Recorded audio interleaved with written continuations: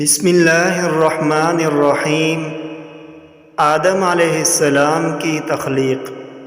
حضرت ابو ہریرہ رضی اللہ عنہ بیان کرتے ہیں، رسول اللہ صلی اللہ علیہ وآلہ وسلم نے فرمایا، اللہ نے آدم علیہ السلام کو اس کی صورت پر تخلیق فرمایا۔ ان کا قد 60 ہاتھ تھا۔ جب اس نے انہیں پیدا کیا تو فرمایا، جاؤ اس جماعت کو سلام کرو۔ اس جماعت میں چند فرشتے بیٹھے ہوئے تھے، وہ آپ کو جو جواب دیں وہ غور سے سنیں، چنانچہ وہی جواب تمہارا اور تمہاری اولاد کا ہوگا۔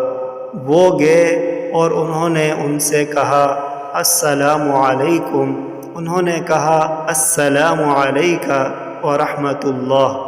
انہوں نے انہیں لفظ رحمت اللہ کا زائد جواب دیا۔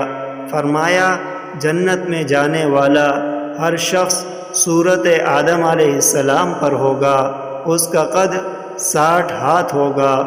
ان کے بعد پھر مسلسل اب تک قد و قامت میں کمی واقع ہوتی چلی آ رہی ہے۔